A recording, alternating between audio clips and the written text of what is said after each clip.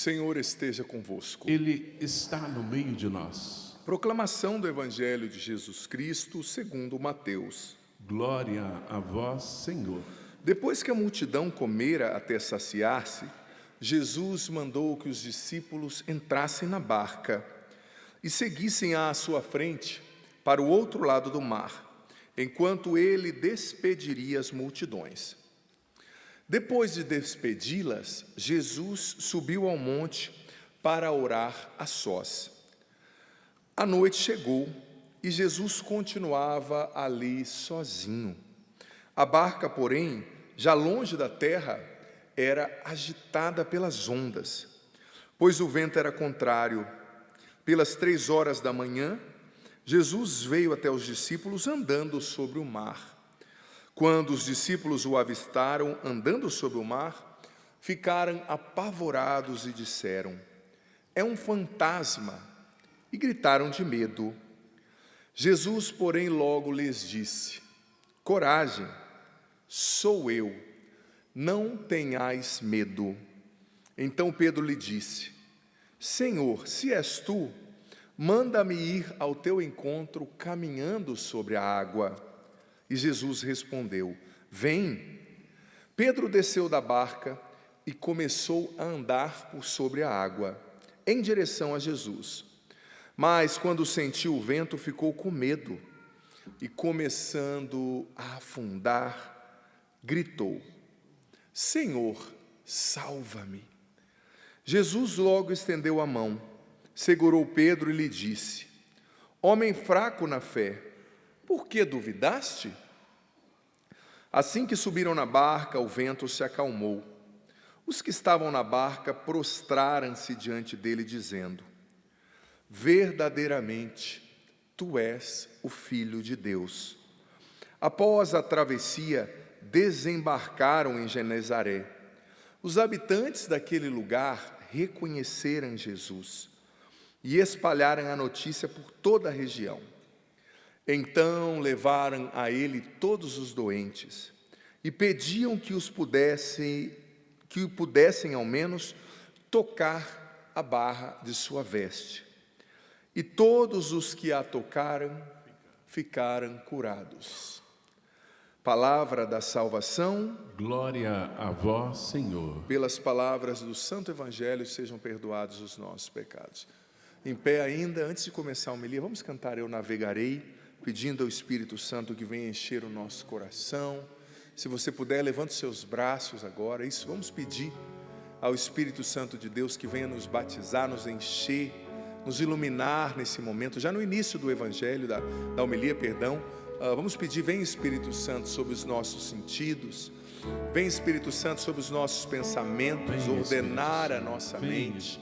Vem Espírito Santo sobre as nossas emoções, vem curar os agitados, trazer paz aos ansiosos, falar ao coração abatido, levantar o ânimo dos caídos, Espírito Santo. Aqueles que receberam más notícias hoje, que estão sem paz diante dos problemas, vem trazer, Espírito Santo, a sua paz, vem batizar todos e cada um de nós aqui em casa. Levante seus braços.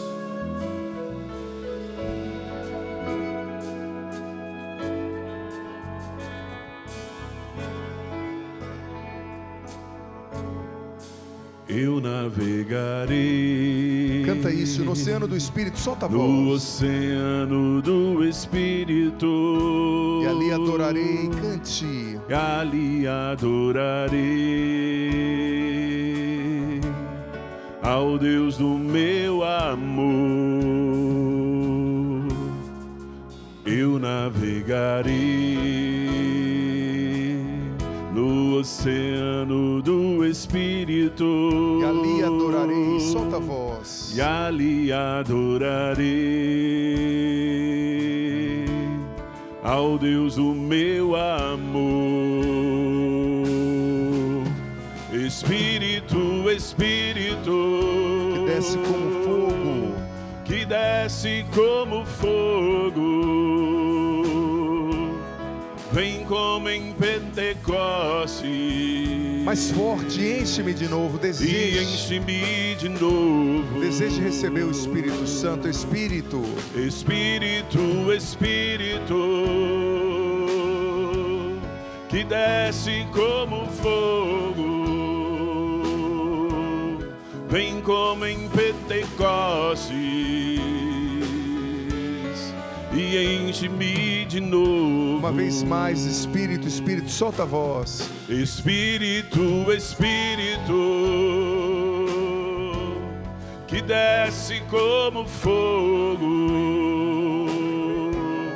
vem como em Pentecostes e enche-me de novo. Vem, Espírito Santo. Espírito, Espírito, que desce como fogo, vem como em Pentecostes e enche-me de novo.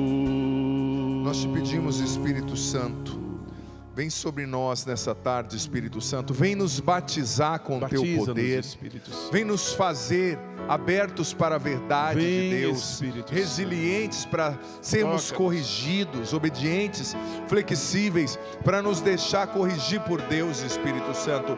Vem, batiza quem está aqui, Espírito de Deus, batiza quem está em casa. Vai pedindo o Espírito Santo agora sobre você, meu irmão. Você aqui, você em casa, minha irmã. Vem, Espírito Santo, nos batizar, nos libertar da preguiça espiritual, da tibieza, da preguiça de rezar, da preguiça de estar na presença de Deus. Vem, Espírito Santo, e nos batiza nesse momento, aqui em casa. Nos dê a graça de sentirmos, de entendermos, de fazermos uma experiência pessoal com Cristo Jesus. Ó Espírito de Deus, vem arrancar a angústia do coração desesperado. Essa pessoa cuja esposa saiu de casa, essa pessoa nas dívidas, Senhor, vem trazer libertação, vem nos colocar de pé, vem nos levantar, Senhor, que a Tua palavra venha como uma espada cortante, dividindo o bem do mal, nos fazendo entender o que o Senhor tem, o que o Senhor quer para cada um de nós. Glória ao Pai, ao Filho e ao Espírito Santo, como era no princípio, agora e sempre. Amém. Jesus, Maria e José. A nossa família vossa é. Podemos nos sentar por um momento, por gentileza. Mais uma vez, que alegria receber todos vocês aqui, quem nos visita, quem está aqui de Cachoeira também passando, da região. Veja bem, meus irmãos, a liturgia de hoje ela é muito precisa, porque veja bem, o que aconteceu na primeira leitura, livro do profeta Jeremias, capítulo 28, foi algo muito iluminador para os nossos tempos. Porque Jeremias, ele estava profetizando da parte de Deus, dizendo, há muito tempo ele dizia, olha, vocês se convertam, mudem de vida, abandonem o pecado, abandonem a idolatria, porque senão vai vir consequências muito ruins, virão. E aqui eu estou falando do exílio na Babilônia, do rei Nabucodonosor invadindo o país, estuprando as mulheres, desculpa o termo, mas é o que aconteceu, roubando os vasos de ouro do templo e levando para a Babilônia, levando os homens como escravos para trabalhar na Babilônia, e infelizmente eles não ouviram. E naquela época, só naquela época, tinha profetas que gostavam de falar aquilo que as pessoas gostariam de ouvir, só naquela época. Pregadores, profetas, que falavam o que era agradável, que falavam o que as pessoas suportavam, o que elas gostariam de ouvir. Só que o que acontece? Era mentira. E esses profetas, muitas vezes, eles eram chamados de profetas da corte. Ou seja, eles recebiam do rei para ser profetas. Então você acha que eles iam falar alguma coisa contra o rei? Se eles recebiam o salário do rei? Só que Jeremias não era profeta da corte, ele foi profeta, como nós vemos no capítulo 1, desde o ventre da sua mãe, Deus o escolheu, chamou-o pelo nome, disse, vai falar por mim. Ele disse, Senhor, eu sou apenas uma criança. E Deus disse a Jeremias, está lá no capítulo 1, belíssimo, não diga sou uma criança, mas vai a quem te mandar e fale o que eu ordenar. E quando ele começou a falar, gente, se vocês não mudarem, tudo vai dar ruim, mas muito ruim. Vocês vão morrer, sabe o que fizeram com ele? Jogaram numa cisterna, queriam matá-lo, porque ele falava o que desagradava. E aqui eu não estou falando do ser mal educado ou falar com mal educação, não, estou falando de falar a verdade. Só que na primeira leitura de hoje, nós vemos esse profeta Ananias, que era um profeta da corte. Jeremias já estava preso e com um jugo de madeira assim, né? Aquele jugo que pega o pescoço e o braço, que os antigos prisioneiros usavam, né? E chegou esse profeta Ananias dizendo, já tinha começado o exílio da Babilônia, me perdoe o termo, a desgraça, por causa da consequência dos pecados do povo, né? E esse profeta Ananias chegou na corte onde estava o profeta Jeremias e disse assim, olha, assim diz o Senhor. Olha só, ele não tinha sido enviado por Deus.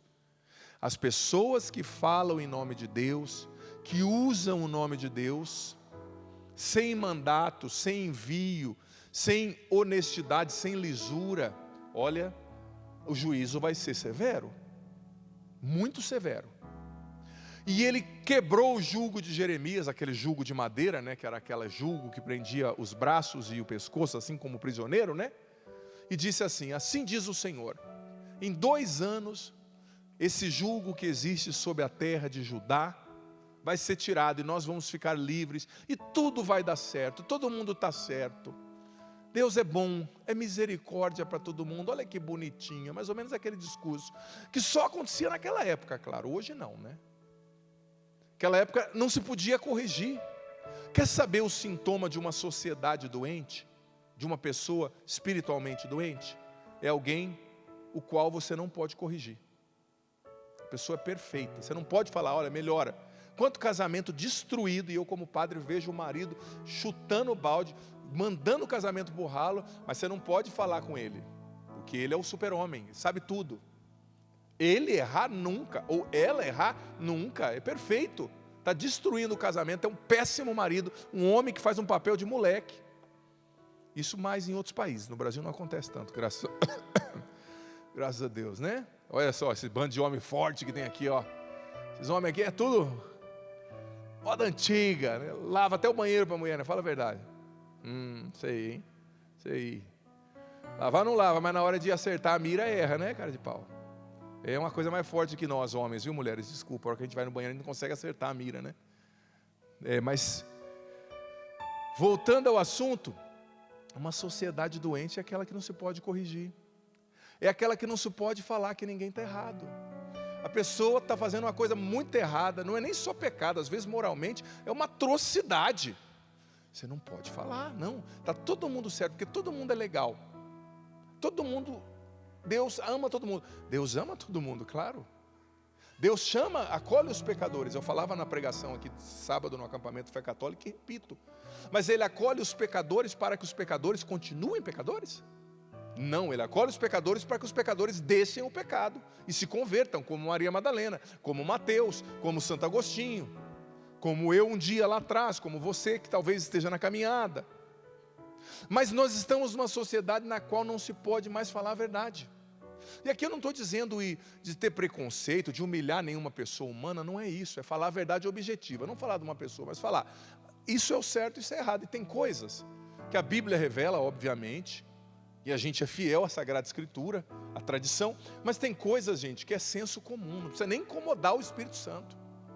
Que você, se você pensar um minuto, você fala, não, isso aí não pode acontecer. Quando você olha para a verdade biológica, fisiológica do ser humano, quando você olha para a verdade impressa nas coisas, tem coisa que não precisa nem ser religioso para entender que aquilo está errado.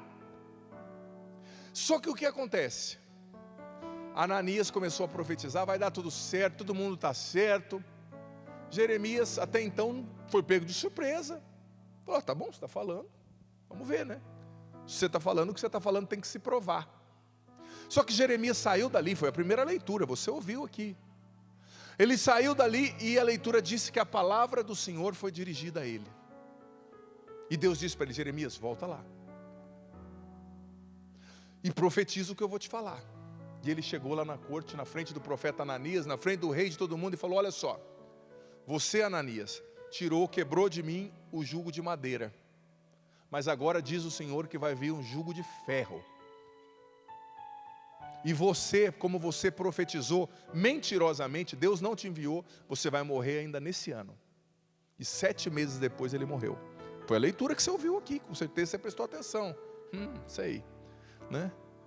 Com certeza você prestou atenção, você está entendendo? Mas por quê? E Jeremias mais uma vez se colocou num lugar desconfortável. Eu vou dizer para você, ser cristão é sempre se colocar num lugar desconfortável. Por quê? Porque o cristão, veja bem, o profeta, ele não quer agradar, ele quer salvar. Existe uma diferença entre querer agradar e querer salvar. Vamos supor, vou dar um exemplo que eu dei hoje no Sorrindo para a Vida, vou repetir. Vamos supor que você tem um câncer, que você descobriu aquele tumor, Deus nos defenda, né? Mas se foi no médico, estava com dor no estômago, chegou lá um tumor que está arrebentando, correndo o risco de se espalhar para o restante dos seus órgãos. O que você preferiria? Um médico que olhasse para você e falasse, eu acolho você como você está. Vem aqui, não vai dar nada não. Senta aqui, vamos tomar uma pinga. Ou o médico que chegasse, não, vamos operar, vem cá. Vai doer, a recuperação vai ser dura, você vai ter que fazer rádio depois, mas vamos tirar esse negócio dentro de você. Qual médico você preferiria? Primeiro ou segundo? Fala mais alto. Porque você não quer conforto, você quer ser salvo. Por que na vida moral e espiritual a gente quer conforto e não quer quem nos fala o que vai nos salvar? Me perdoe a sinceridade, eu digo com muito respeito. Na vida moral, gente, São João Crisóstomo dizia que o maior câncer que existe, que o maior tumor que existe é o pecado. Sobretudo o pecado mortal que rouba a nossa salvação, que rouba a nossa amizade com Deus, que nos enterra na fossa. Só que muitas vezes nós preferimos, um médico que nos diz, não, esse tumor aí só vai te matar, mas não tem problema, eu te acolho. Eu não quero acolhida, eu quero cura, meu irmão, arranca esse negócio de mim. Eu não quero que você seja um médico legal. O que você prefere? Um médico legal, empático, ou um médico que te cure e resolva o seu problema? Eu não quero nem saber, eu não quero ser amigo do médico, eu quero que ele seja médico.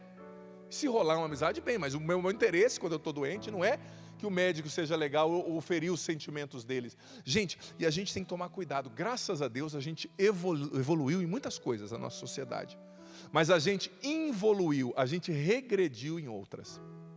Esses dias eu estava assistindo uma série, me perdoe, a pessoa que assistia aquilo ali não tinha nada de ruim, assim, no sentido moral, né, de cenas fortes, mas eram umas famílias que se relacionavam, mas tipo assim, nessa série, os sentimentos de cada um era tão importante, o que a pessoa sente. Gente, nós estamos formando o povo para ser emocionaloide. O que eu sinto é muito importante. Me perdoe, o que você sente não é importante. Demais, não é. Porque se você fosse confiar no seu sentimento, eu vou falar aqui o que eu falei na pregação sábado. Quem é casada aqui, mulher, levanta a mão. Se você fosse seguir seus sentimentos, você já tinha matado seu marido 3 vezes. Quando você pede para ele fazer as coisas, ele não faz. Pede para ele limpar o banheiro, ele vai lá e urina fora do negócio. E você também talvez já tivesse matado sua esposa. No sentido de que você vai ser governado pelo que você sente. Gente, o livro de Provérbios diz que o coração humano é enganoso. Ele é um vento, flutua. Não é pelo sentimento que você vai ser governado, é pela vontade de Deus. Santo Tomás de Aquino ensinava, e o catecismo também, o que nos governa é a reta razão unida a uma vontade iluminada pela verdade, não é o sentimento. O que você sente é importante? Sim, mas não é o último critério da sua vida para você definir. Agora nessa série, o que todo mundo sente era importante. Aí o que acontece? O filho fazia uma borrada, o pai não dizia a verdade para corrigir. Porque vai ferir o sentimento. Para a cadeia. Quando que a gente vai acordar, gente? Me perdoe, esse politicamente correto que a gente está vivendo tanto está nos imbecilizando. Aí a esposa precisava que o marido fosse firme, porque ela estava entrando numa depressão. Tem que ser firme às vezes, que a pessoa, meu irmão, reage. Se você entregar os pontos, tudo bem. O pai dela tinha morrido lá na história, né? Mas reage, não, eu não posso ferir. Nisso de eu não posso ferir o sentimento, a gente não evangeliza mais, porque está todo mundo certo. Não está todo mundo certo. Se tivesse todo mundo certo, por que Deus se fez homem e morreu numa cruz para nos ensinar o caminho da salvação? Ele é um palhaço? Desculpa o termo, ele não é um palhaço. Se Deus se fez homem para ensinar o que é a verdade, Ele não é um palhaço. Desculpa o termo, mas você está me entendendo. Eu quero justamente que você pense na intensidade disso que a gente está refletindo hoje. É a leitura de hoje, gente. Não estou inventando coisas. Se Deus se fez homem para ensinar o caminho da salvação, ai, mas não, eu não sinto. É que está todo mundo muito bonitinho, gente. Que lindo que nós respeitamos mais as pessoas hoje. Isso é ótimo. Respeito a todo ser humano, obviamente. O Evangelho não nos autoriza a fazer outra coisa. Mas esse respeito humano, o que é o respeito humano? É o medo de eu falar alguma coisa e você não gostar mais de mim. É o medo de eu ferir seus sentimentos. Mas veja bem, lembre da metáfora que eu usei do médico. O médico que vê você com câncer, ele não vai dizer, ai, não é nada, não, fica tranquilo, vai dar certo. Não, meu irmão, você está morrendo. Ele tem que te dizer, e você tem o direito de ouvir. Ele não pode te iludir. E, gente, mais uma vez digo, São João Crisóstomo falava, o câncer é o pecado, e nós precisamos de profetas que tenha coragem de nos dizer a verdade. Porque olha só o que São Paulo disse, eu preguei isso sábado, mas sinto de continuar falando um pouquinho mais dessa palavra. 2 Timóteo 4,3. Virá um tempo em que as pessoas não mais suportarão a sã doutrina, elas não suportarão a verdade do Evangelho, e elas vão se cercar de mestres conforme os seus desejos. Qual o pregador que é bom? Aquele que fala o que eu quero ouvir. Qual padre é bom? É aquele que chega, eu falo mal do meu marido, ele fala, você é maravilhosa. Não, você pode ter coisa boa, mas você também pisou na bola, minha filha. Eu como padre preciso ajudar você a melhorar, a ver os seus erros também como esposa, como mulher, e não só dizer, vem cá bebê, você é um anjo. Não, você não é um anjo não. Isso é infantilidade. Nós não podemos mimar as pessoas espiritualmente, nós temos que criar e formar cristãos maduros. Me perdoe, a gente está cada vez mais mimado. Ai, Deus tem que falar o que eu quero ouvir, né? E a gente tem que aprender a reconhecer os profetas, gente, e seguir os profetas. Olha o que dizia aqui Santo Agostinho no Sermão 82. Não é amigo aquele que elogia o erro, mas aquele que corrige por amor. Não é amigo que elogia o erro. Talvez, me perdoe, você está sendo um cristão muito mole. Você não diz a verdade para o teu amigo que está se perdendo, porque você quer estar bem com todo mundo. No fundo, você não adora Cristo, você adora a sua própria imagem. E olha só o que Santo Agostinho continua dizendo: a verdade muitas vezes dói antes de curar, a mentira conforta antes de destruir. É um perigo o cristão que é viciado no conforto, só quer palavra de conforto, mas às vezes Deus não quer nos dar uma palavra de conforto, Deus quer nos dar, filhos, uma palavra de exortação. Por quê? Porque a gente precisa melhorar, a gente precisa começar a rezar mais, a gente precisa começar a confessar, a gente precisa começar a abandonar o pecado, a gente precisa começar a perdoar, a gente precisa abandonar o adultério, a impureza, a fornicação, a pornografia, que são pecados graves. E a gente só quer que Deus fale que está comigo, que me ama. Ele te ama, Ele está com você, mas Ele quer a sua salvação. E muitas vezes por isso Ele vai mexer nas feridas, sabe? Cuidado com a palavra agradável, porque nem toda palavra agradável vem de Deus. Palavra agradável demais, né? O verdadeiro diretor espiritual, o verdadeiro pregador, o verdadeiro amigo conduzem à conversão. Ainda que isso custe lágrimas. Então, veja bem, gente, vamos de fato procurar a verdade, não procurar o que é agradável. E eu digo para você, a palavra de Deus, na maioria das vezes, ela não vai ser agradável. Porque é aquela metáfora que Deus usou com Isaías, né? Com Ezequiel, come o rolo da palavra, né? Que era um pergaminho na época, né? A palavra de Deus, o livro da palavra, da Bíblia. No início vai ser amargo na boca, mas no estômago vai ser doce como mel. Às vezes é amargo, sim, é difícil, mas é o processo da conversão. E aí, tendo dito isso, tendo feito essa introdução dessa leitura tão profunda que eu não podia deixar de falar, aí nós encontramos o Evangelho. E o que aconteceu no Evangelho? Diga para mim, quero ouvir sua voz. Fala, alguém pelo menos, para não me deixar aqui sozinho. O que aconteceu, criatura? Fala. Fala para quem está do seu lado, o que aconteceu no Evangelho?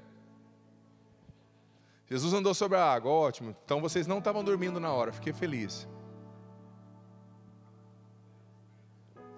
O que mais aconteceu? Olha, Jesus disse para eles, parece até que Jesus armou, como diziam os antigos, uma arapuca. Uma armadilha. Falou para eles, não, vão indo vocês na frente, no barco, que eu vou subir aqui e rezar. De repente, a hora que eles, obedecendo a Jesus, né? Eles não estavam em desobediência. Chegou a tempestade. Nossa. E a tempestade naquela região, gente, do mundo, ali no Mar da Galileia, ela era muito agressiva. Porque o que acontece? Tem as colinas do Golã, montanhas ali, do lado do Mar da Galileia, que fazem divisa com a Síria, né? E o Líbano no norte. Então lá na ponta chega a ter gelo. Então você imagina, vem o degelo, aquela massa de ar fria lá de cima, e encontra com a massa de ar quente em cima do mar. O que vai acontecer? Tempestade. Ondas altíssimas. Então os homens estavam com medo. E veja bem, qual era a profissão dos discípulos? Eles eram motoboy? Pregava iFood, né? O que eles faziam?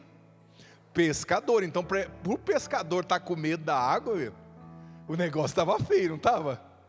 Ou seja, eles estão no rio todo dia. Se eles estavam com medo de morrer, né? Se eles viram ali, né? Que eles podiam bater as caçuletas. De repente o Evangelho diz que eles estavam desesperados, né? Aí vem Jesus andando sobre as águas. Imagina que cena mais pitoresca, né? E eles que tinham visto Jesus multiplicar os pães, tantas coisas, ao invés de já entender, é o Senhor, não. Um já gritou, é um fantasma. Supersticioso, né? Pô, acho que Jesus falou hoje, pai, onde foi que eu errei, né? Igual você, mãe de adolescente, às vezes fala, né? Pai de adolescente, e repete. A hora que chegaram perto, um falou, é o Senhor. Aí eles entenderam, ele estava preparando a gente, né? Estava querendo nos ensinar algo. Olha o que São João Crisóstomo falou comentando esse evangelho. Cristo permitiu a tempestade para que os discípulos aprendessem que a salvação não vem deles próprios, mas de Cristo, somente de Deus. A tempestade estava ali, eles estavam com medo. E qual foi o momento que Jesus apareceu? Vamos ver quem prestou bem atenção no evangelho. Qual era o momento que Jesus apareceu? Não, madrugada não. O evangelho foi bem específico. Na quarta vigília. Quem aqui sabe qual é a quarta vigília? Entre 3 e 6 horas da manhã. Onde fica mais escuro e onde o cansaço mais bate. Imagina, gente, eles tinham ficado o dia inteiro evangelizando e pregando. Eu os entendo. Quando eu fico o dia inteiro pregando e evangelizando, eu chego em casa, tem um cachorro na frente de casa, eu olho para ele e falo, eu te absolvo do seu pecado. Não posso, é um cachorro. Você fica confuso o dia inteiro atendendo confissão, pregando, né? Cansa. Então, eles cansados e mais escuros. Você sabe que perto do sol nascer ali, quando está perto do sol nascer, é onde fica mais escuro. Cansados. E me vem aquele homem andando sobre as águas, eles achando que ia morrer. Não entenderam nada. Isso quer dizer, Jesus vem na quarta vigília, entre 3 e 6 da manhã, que é o momento mais escuro da noite, para mostrar que Deus gosta de chegar mesmo, é quando não tem mais recurso humano. Eles já tinham dado tudo. Eles já estavam cansados, estava escuro, eles não tinham mais o que dar. Mas é aí que Deus vem, quando você acha que está no limite, quando você acha que não tem mais o que oferecer, quando você acha que está tudo perdido, é aí que Deus vem e te surpreende, sabe? Aí Pedro, que era mais impulsivo, falou assim, Jesus, é você mesmo? Parece até conversa de bêbado, né? Se é você onde eu ia, tá você andando na água também, né? Não parece que é um bêbado falando? Parece conversa de bar, né? Mas Pedro era mais impulsivo. Disse, olha, Senhor, se é o Senhor, eu quero ir andando até sob as águas até o Senhor. E o que Jesus disse? Vem, Pedro, vem. Pedro era aquele cara impulsivo, que se fosse para pensar bem, o cara não ia não. Imagina, se estava uma tempestade, que os pescadores profissionais estavam com medo. Mas Pedro nem pensou, ele era aquele estilo, atira primeiro, pergunta depois, né? Ele foi, começou a andar sobre as águas. E com certeza ele já falou, estou andando sobre as águas, pousou para uma selfie, faz uma selfie aí, né? Se tivesse celular naquela época, Pedro tinha feito uma selfie, não tinha? Talvez até ele falava para João, começa uma live aí para os meus seguidores me verem, né, andando sobre as águas. Mas o que aconteceu com Pedro? Ele andou até as águas, até Jesus, e tudo ficou bem, sim ou não? Sim? Você não ouviu o evangelho? Cara de... Gente, Pedro afundou. Mas por que Pedro afundou? Ele ficou com medo, ficou, sim, mas o evangelho não diz isso. O que o evangelho diz? Não, Pedro olhou para o vento. Mas você sabe que o evangelho foi escrito em grego, e tem vários verbos para descrever o olhar, né? Diferente do português. O português também tem olhar, ver, enxergar. Mas o verbo que o evangelista usou, é um verbo que não é geralmente usado para descrever o ato de olhar, de ver. Era o verbo blepon do grego, que significava o quê? Fixar continuamente o olhar. Em algumas outras traduções, contemplar, blepon. Eu fixo continuamente o meu olhar. Então veja bem, Jesus o chamou, ele disse que iria, foi, só que no meio da situação, quando Jesus o chamou e disse: Pedro, sou eu. Porque o que Jesus disse para eles quando Jesus estava chegando? Falaram: é um fantasma. Jesus disse: coragem, sou eu, não tenhais medo. É o que Jesus está dizendo para você que está aqui e para você que está em casa. É o que Jesus está dizendo para você nesse tratamento do câncer. É o que Jesus está dizendo para você que tem esse filho na droga, para você que tem esse problema financeiro, para você que está doente, para você que tem alguém enfermo na família, para você que tem medo do futuro, da morte. Coragem, não tenhais medo, sou eu. E Pedro já na hora: eu vou. Impulsivo. Só que daí blepon, ele tira os olhos de Jesus, que disse para ele: coragem, sou eu, sou Deus, eu posso tudo. E ele fixa o olhar continuamente na água, nas ondas. Ou seja, isso aqui é o exemplo de alguém que para de contemplar a Deus e começa a contemplar o problema. Todas as vezes, presta atenção, que você para de contemplar Cristo e começa a olhar somente para o problema, você começa a afundar. Talvez hoje você está afundando na sua confiança, porque veja bem, como Jesus repreendeu Pedro? Pedro, você caiu de novo, Pedro. Porque cair ali, afundar, pode ser um sinônimo do pecado também, pode ser um sinônimo da queda, né? Pedro não disse para Jesus não disse para Pedro: Pedro, você caiu, cara, você afundou. Não. Pedro disse para ele: por que você duvidou? Por que você teve medo? Ou seja, por que você não confiou em mim? Jesus disse a Santa Faustina, está lá no diário de Santa Faustina, que fere mais o coração dele, mais do que o pecado, nosso pecado fere o coração dele, a nossa falta de confiança na sua misericórdia. Mais do que o pecado que você comete, fere mais o coração de Jesus do que o pecado que você comete, a sua falta de confiança nele, na misericórdia dele. Então veja bem, Jesus repreendeu Pedro: você teve medo, você duvidou. Por quê, Pedro? Sou eu, sou Deus.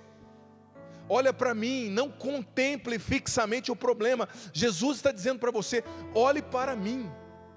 Coragem, sou eu, não tenhais medo. Coragem, sabe? Veja bem, às vezes a gente reza 5 minutos e passa o dia inteiro contemplando notícia ruim.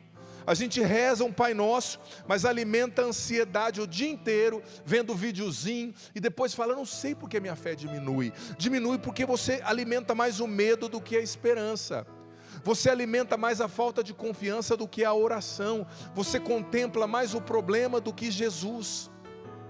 Olha, as ondas na sua vida talvez estejam altas, grandes, agitadas, mas Jesus é maior que o seu problema.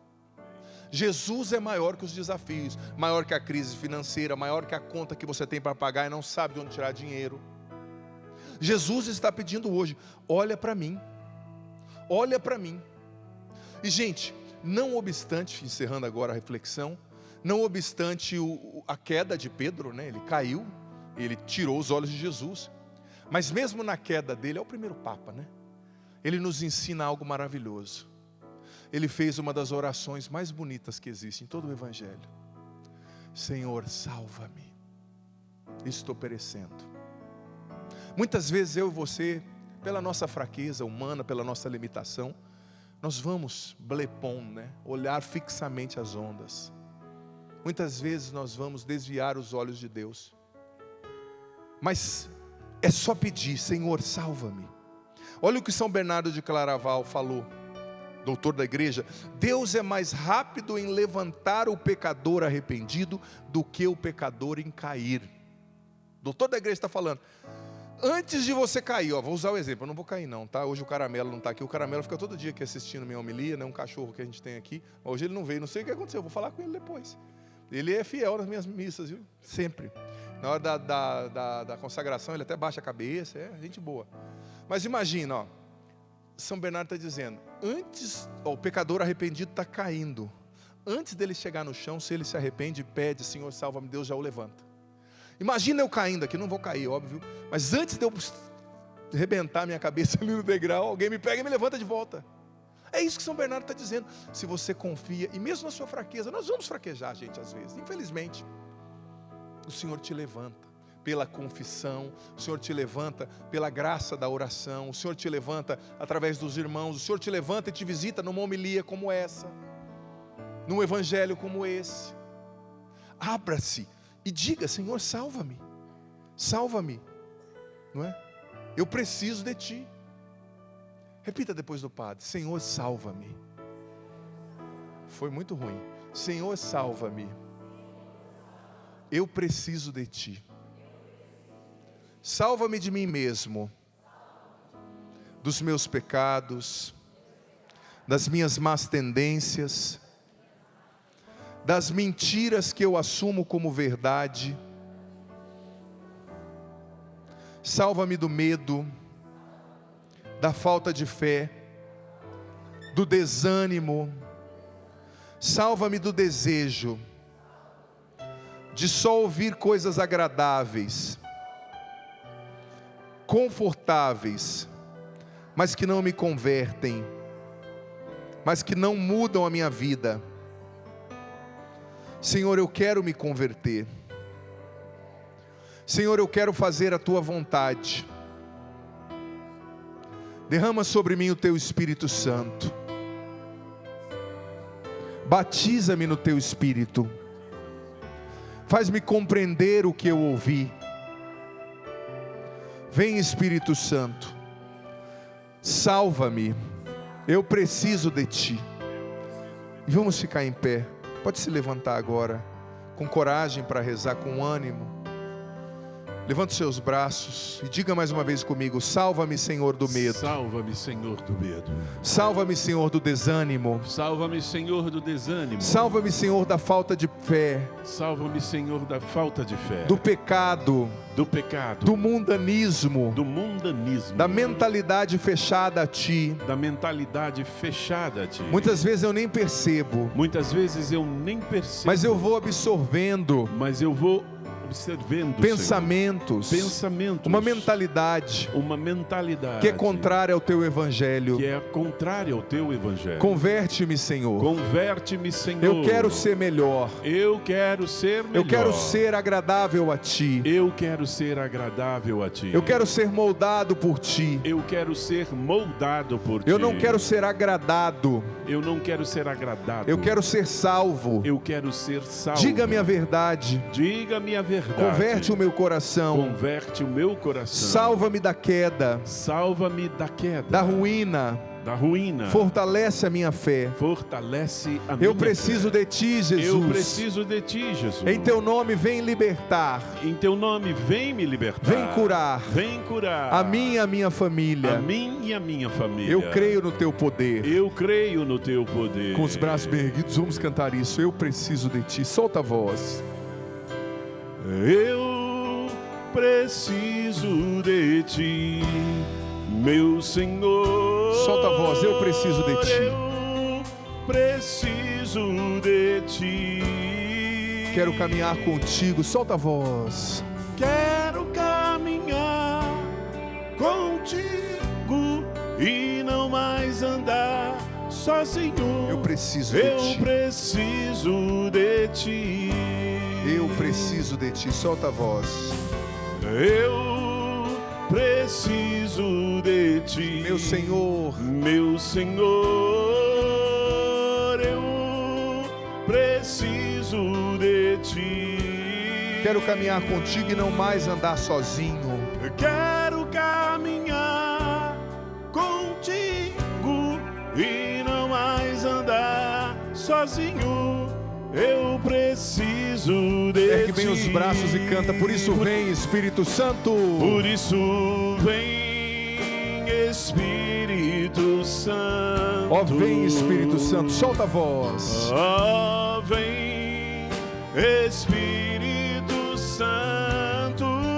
Ó, vem, Espírito Santo. Ó, vem, Espírito Santo.